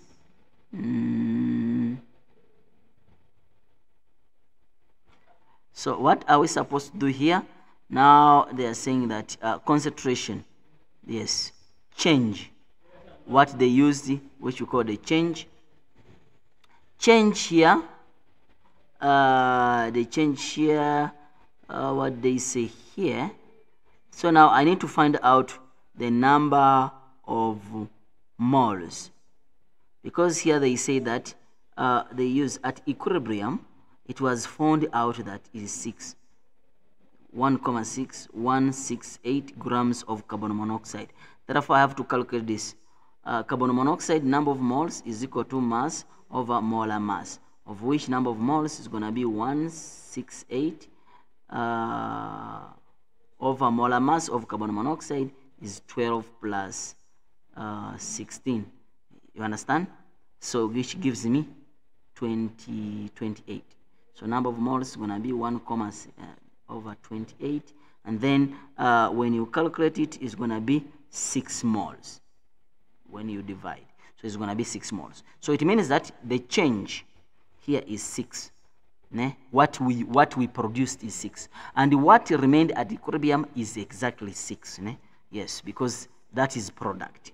Is it clear? Yes. Now, if we come here now, if this is 6, what did I use? Then definitely what I used is gonna be, because this is 2, this is 1, therefore this one is gonna be 3. So what I remained with, what I started with is minus what I used, then I get what I remain with. Therefore I'm gonna say X, what I started with, minus what I used. Yes. So I'm gonna get what I remained with. You understand? So now this is the concentration. Concentration. So the concentration at equilibrium is gonna be X minus 3 divided by the volume. The volume, this volume I talked about, this meter cubed, which is 2, and then 6 divided by 2. You see, 6 divided by 2. So it's gonna be here 3. So now after that I can apply to Kc. Kc value is gonna be equal to it's gonna be equal to what? I come here and I find out where is this, I find out where is it. Yeah, the Kc they said is 14. So the Kc is 14. Let me first use the expression and then I substitute. So it's gonna be Kc is equal to the product, which is carbon monoxide to the exponent of the number of moles, which is 2, divided by carbon dioxide to the exponent of the number of moles, which is 1. Therefore Kc is 14, which is equal to 3 squared divided by X minus 3 over 2. Yes, so when you reciprocate, then you are able to get, then you solve for the X, then X, it must give you this number they have given you here. When you calculate, it must give you that number. Yes, so basically it's gonna be that number, which is 4.29. That's the first instance. So the first instance, they bring this case C when they have hidden something here. You understand? That's the first instance. Then the second instance, guys, they bring it when it is open. They can bring it when it is open, or they can bring it when they have given you.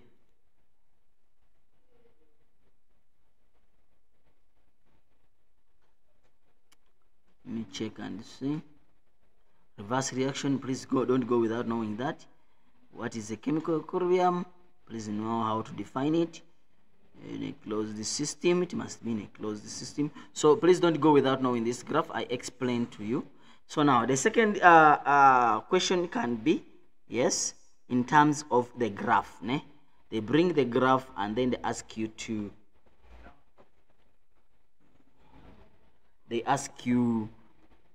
identify from the graph. You understand? Yes. They give you this and then ask you to identify from the what? From the graph. So what do we do? Now, if the question comes like this, what is dynamic chemical equilibrium? Okay, dynamic equilibrium. Use the information, the graph, write down X, Y, and Z. Sorry? X, Y, and Z, X, Y, and Z. So you have to read here. The equation below represent the hypothetical reaction of equilibrium. Okay. After 2 minutes at a room temperature, the X, Y, and Z represent the number of moles balanced equation, this, and this. The graph shows the change in the number of moles or reactant versus during the reaction. So now they're saying that dynamic equilibrium. Okay. Use the information. Define this. Okay. What is X? What is X? 2 minutes, X, Y, and Z, sharp. What is X? So this is a product, and these two are reactants. Did they give an equation? Okay. This is product. This is definitely, this is Z, and then these two are reactant. But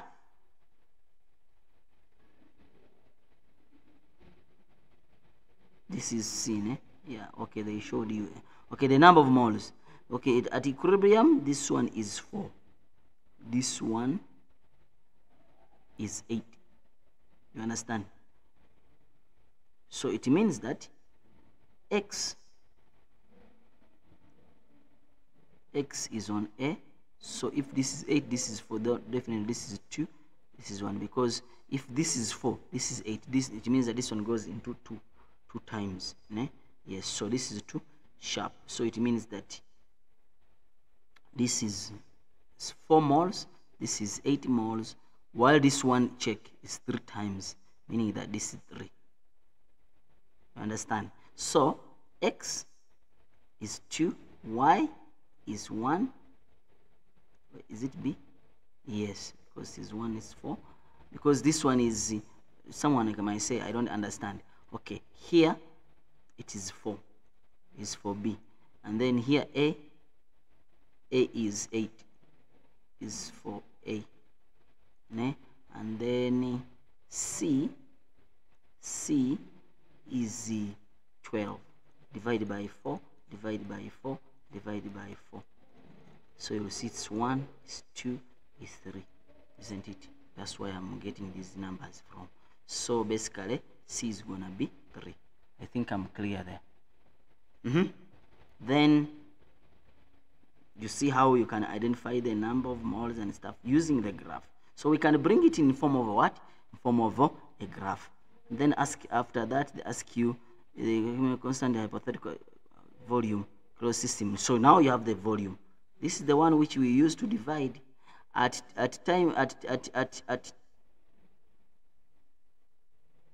4 minutes, at 4 minutes here. The temperature of the system increased to 60. When you increase the temperature, what does it mean? Does it favor the reverse reaction or the forward reaction? You have to first identify whether this reaction was exothermic or endothermic. So in this case, when they're saying that is the reverse reaction or in a T. Okay, check here. It was like this. Then it reversed. You see? So since it has reversed, what does it mean? So it means that it is an endothermic reaction, because the temperature of the system was increased to 38, and is the reverse reaction endothermic or exothermic? You understand? So at first it was going like this, normally. When you increase the temperature to 60, it reversed. Definitely it favors the, if it was endothermic, if it increases, if it reverses, then automatically the reverse reaction is endothermic. It's the one which requires heat because you have increased the heat. If it doesn't reverse, it just increases, then the forward reaction is automatically endothermic, the forward reaction. But if it reverses, then the reverse reaction is the one which is what? Endothermic. Yes, because increase in temperature favors the endothermic reaction. Then from there, they're saying that calculate the case C at room temperature when the volume is this. Now this one is simple. Why? Use still rice method,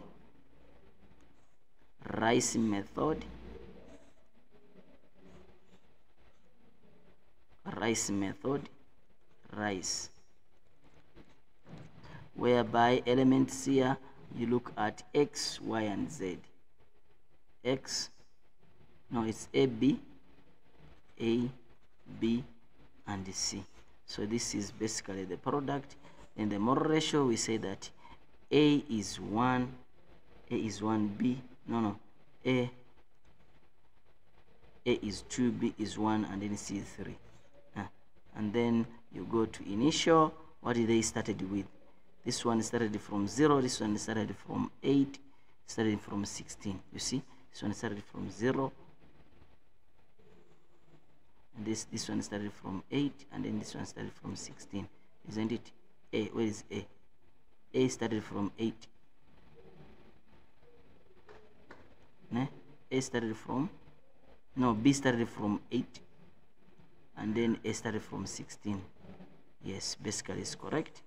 Then you go to change. How will I find the change? The change C, it is 12. Definitely, if C is 12, and at equilibrium, that's what is produced. Even at equilibrium is 12. So 12 goes into this, what was used here. 12, if this is 12 divided by 3, so it's going to be what here? It's going to be 4. And then 12, 2 out of 3 by 12 is going to be 8. Isn't it? Because it's 2 here is 3. You understand? So if 3 is equal to, it gives me 12. Then 2 will give me what? It will give me x. When I cross multiply, I can find the x. You understand? 3x is equal to 12 times 2.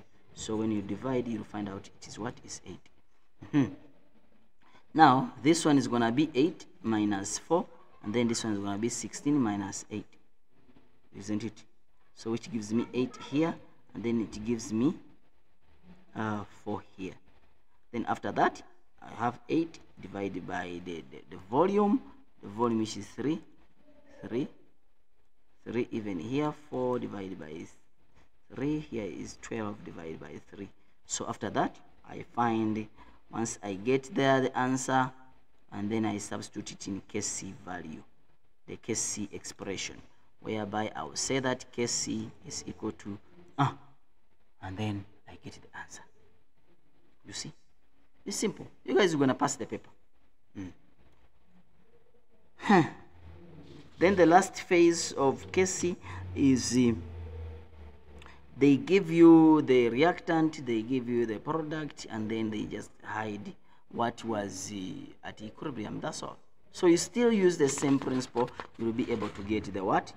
The correct answer. Let's go to acids and bases, and then we conclude with the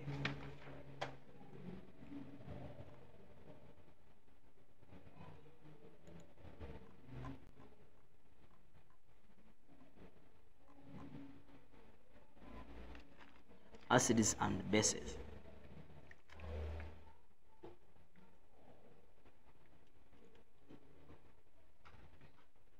Acids and bases. So if we go to the acids and bases,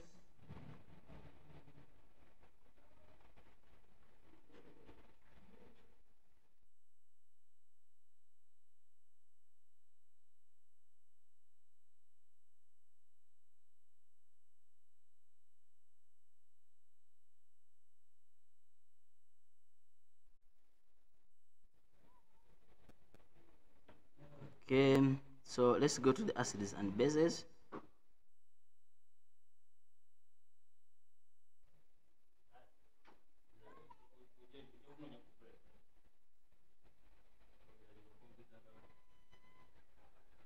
All right, so here when we go to acids and bases, there's some things which you need to know about acids and bases.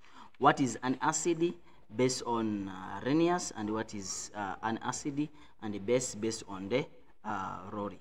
So, or Bristol.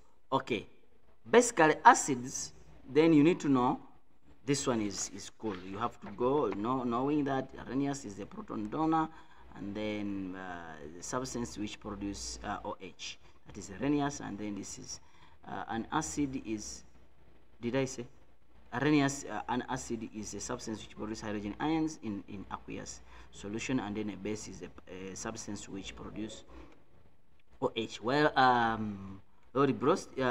it's an acid is a proton donor, and then a base is a proton acceptor. So basically, you have to know that. Conjugate acid base, this one is simple. If you identify one side, if you identify the acid, then the other one is going to be a base. You understand? And what received then is going to be the acid the other side, because it's supposed to release that. So for example, hydrogen ion from here is going to be taken to this. So therefore this one becomes the acid, and then this one becomes the base. So when it comes this side, this one has obtained the hydrogen ion. So it is the one which is going to become the acid to give this to this, so that it goes back. So this and this becomes this, and this becomes the conjugate acid base pair, and then this and this becomes the acid conjugate pair. So you have to identify one side, which one is acid, which one is the base. Yes. Amphoteric means substance which can act as both acid and a base. Base example is water. But sometimes they can bring a question like sulfuric acid, and then ask you like this, plus H2O, then you form hydrozonium ion plus hydrogen sulfate, like that. You see? So now this can act as acid and can act as a base at the same time. You understand? So you have to know which one, because now if I bring it here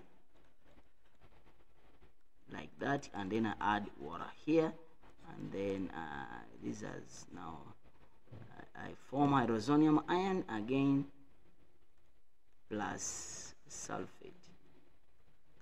You see, here it can act, here it is a base, because it's going to receive from this and then goes back to this. Here it is a base, né?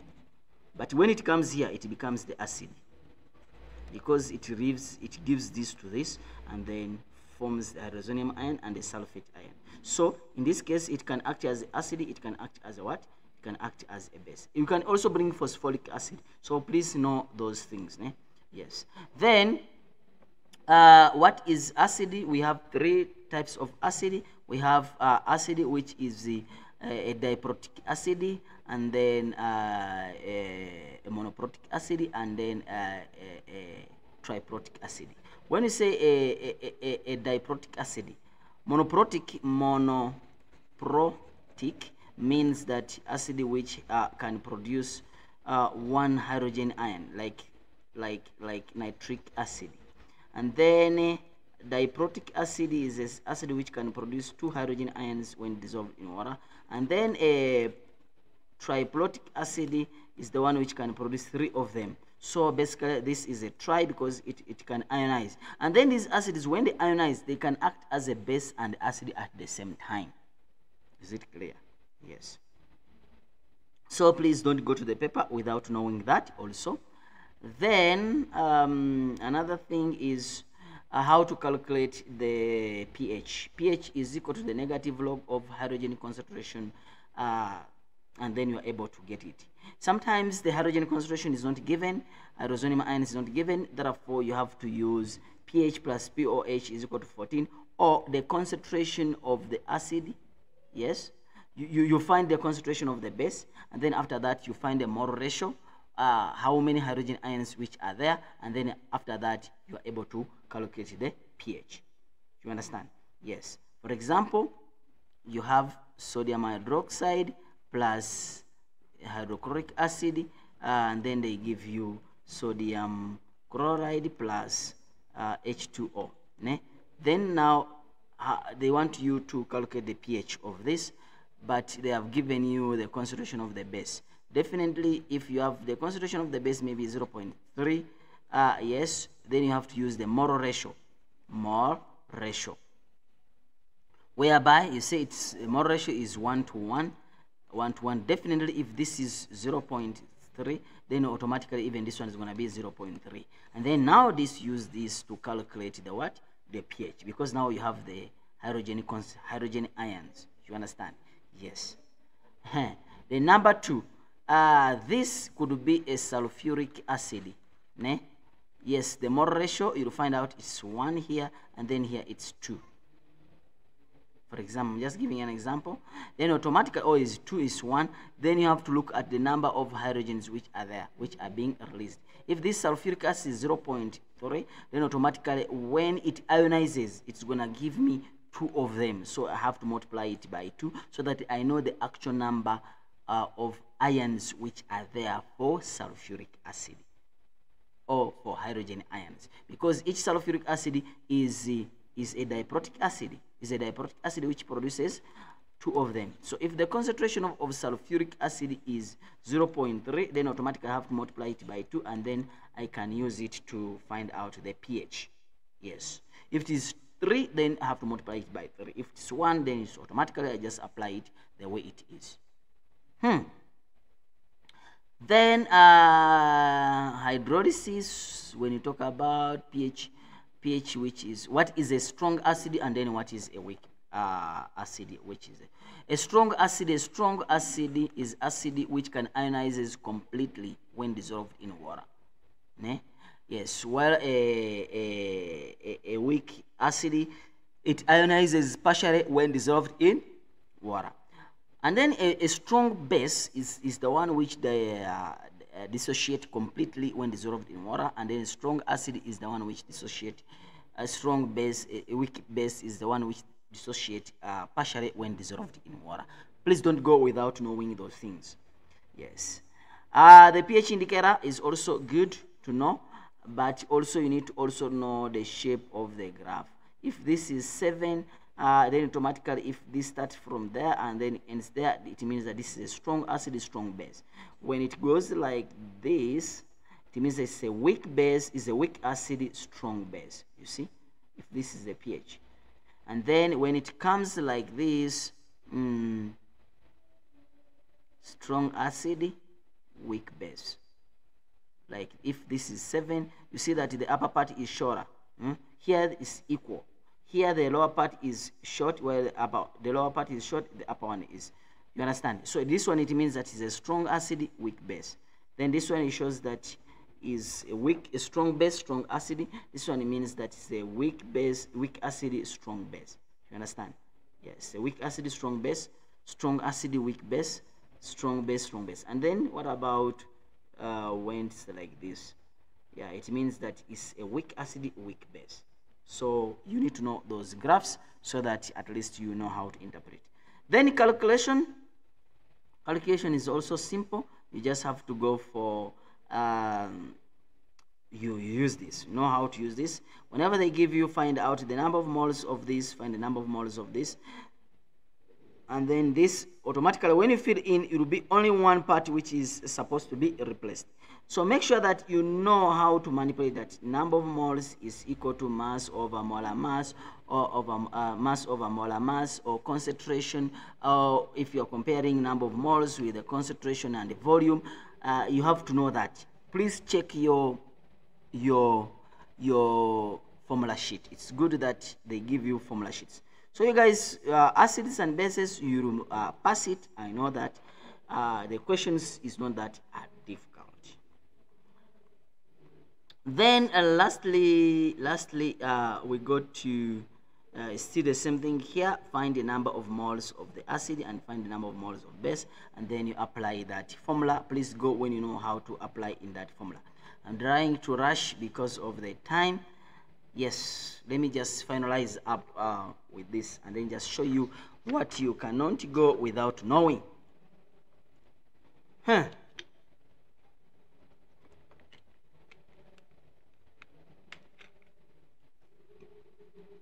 So here, you need to know what is a galvanic cell, what is an electrolytic cell. When you just look at the diagram, what you need to know. If you find out that it has no external battery, then automatically it is a galvanic cell. It has a salt bridge. What is the function of the salt bridge? We say that salt bridge, it provides spectators so that they can try to remove the effect of impairments or from stopping the cell. It helps to stop the cell from working. It prevents that. It provides ions, which is going to prevent this cell from working. For example, if this is positive charge, and then this is a negative charge, you understand? It's supposed to be negative, yes? But now electrons, remember, negative charge is supposed to have a negative electrons. But now the electrons move to the positive side. You understand? Now it leaves this to be a little bit positive. You understand why? Because the electrons are moving to this side, so it leaves it a little bit positive. You understand? Now this one is supposed to be positive, but now because it is positive, it attracts the electrons, so electrons come this side, so now it becomes more negative, yet it's supposed to be positive. You see? So what do we do with the salt bridge? Because this is supposed to be negative, so it brings the nitrate ions, so that it keeps this to be more negative, so that now even if the electrons go, it remains negative. And then this one, since it's supposed to be positive, and then these electrons are coming, these electrons, they try to neutralize this positivity, so the potassium ions are going to be produced here, so that the anode will continue with the oxidation and the cathode will continue the reduction. So the positive ion from the salt bridge is going to come here. Those are what called the spectators. It prevents the oxidation and reduction from stopping, or it prevents the cell from being impaired. Yes, so, and also connects the two cells. Those are function of the salt bridge. It completes the circuits. All those things you can talk about. So basically, it's simple to pass when it comes to this. Yes, but because now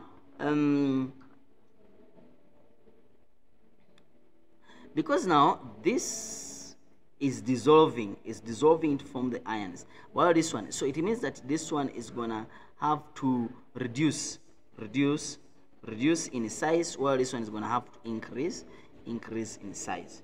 Yes, you understand?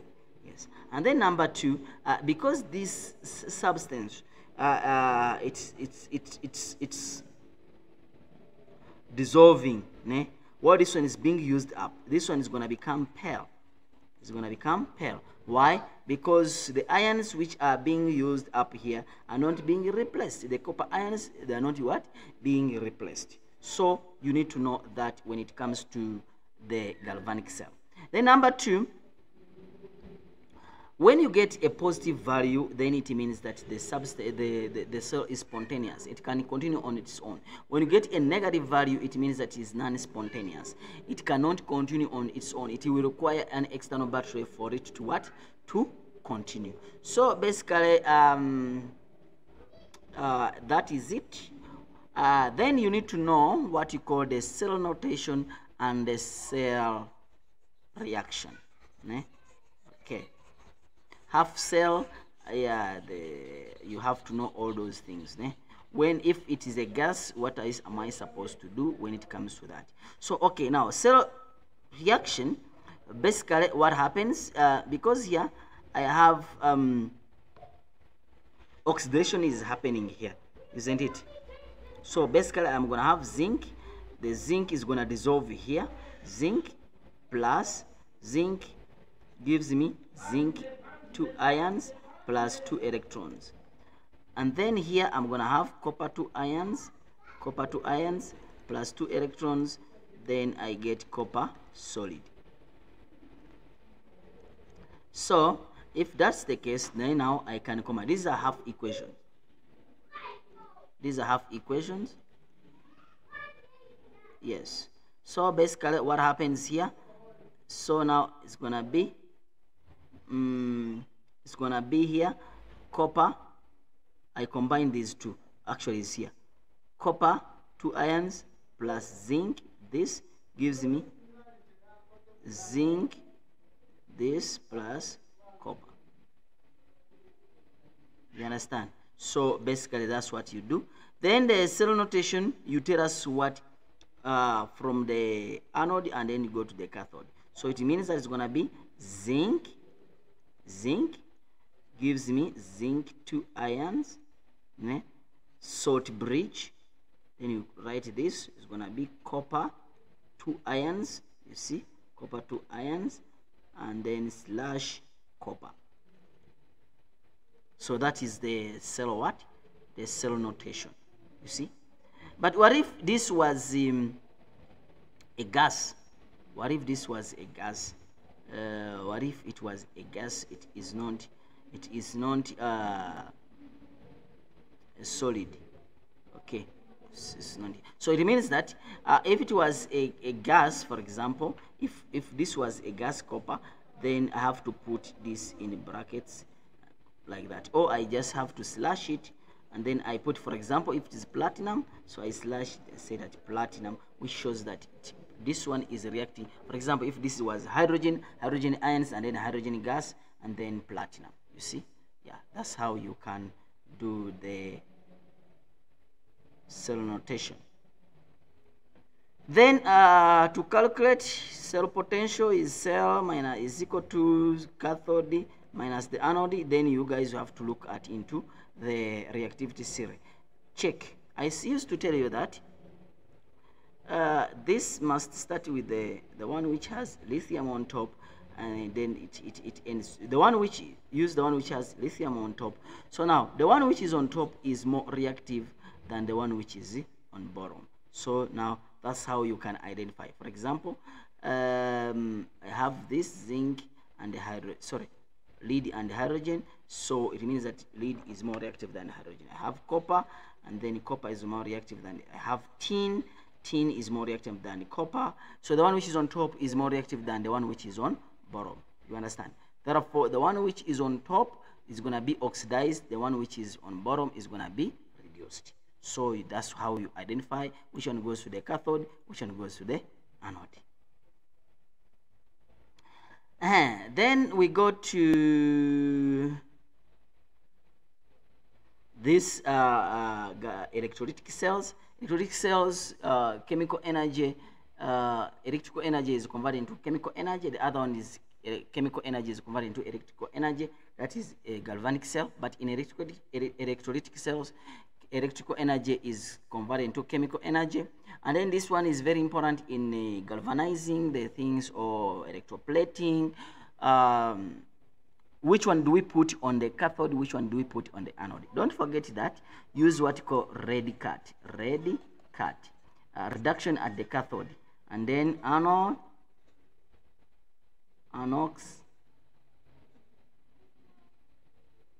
anox, which means that oxidation at the anode. So anode is the positive in here, and then cathode is the negative in here. So it's the reverse the other way. Anode is the negative and cathode is the positive. So in this case, oxidation, where oxidation occurs, the one which is reduced is where we put what you're gonna coat. You understand? So if you want to put what you see the negative, we put it on the cathode. You understand? If you put the spoon here, and then now the spoon, the anode is gonna start to deposit the substance. But this is now this is it has a salt bridge, is not a galvanic, is not electrolytic cell. Let me just look for you electrolytic cell here so that you understand what I'm saying. Yes, yeah, something like this. Yeah, so what you put here, for example, this is copper, this is copper. So now what, this is a positive, this is a negative. What you want to electroplate, it becomes at the cathode. You understand? And then what you want to electroplate with, it goes on the anode. Why? Because oxidation occurs at the anode. So the gold is supposed to be here, and then the spoon is supposed to be this side, so that now electrons can move from here to here. Here the concentration doesn't change, because what you form here, what you release here is what is being used here. So the concentration in most cases that isn't used. You don't go to without knowing also that why do we use a cheap an expensive element to coat the cheap element, so that you maximize the profit. You cannot use expensive versus expensive. Use gold and silver. No, you can't coat silver on gold. You see, it's like downgrading. So you have to look at something which is cheap, then you coat it with something which is expensive, so that it looks to be what? Expensive. Yes. I think what is electrolysis, and what is electrolytic. Electrolysis, and then what is electrolyte. Electrolyte is the substance which will undergo electrolysis. So electrolyte is it can even be a solid sometimes. Yes, a liquid. It can be a liquid, it can be a solid, it can be a gas. No, not a gas. It can be what? It can be in aqueous. Yes. So please make sure that at least, guys, you see, this is what I was saying. So automatically this one becomes the anode, the cathode, and then this one becomes the anode, because I'm coating this. So if you read all these questions I've tried to answer, and then you will be able to answer those questions when it comes to the what? To the paper. This is the one which I was saying, that what if it is a gas? If it is oxygen and how will I know that this is oxygen, this is another gas? So the way how you can identify that is you look at the mole ratio. In most cases, they give you two of them, and then this is half, and then this is like this. So if the mole ratio require 2, then definitely this one, for example, oxygen is 2 moles, and then hydrogen is 1 mole. Automatically, I will require 2 moles of oxygen for the reaction check. I require 2 moles of what? Oxygen.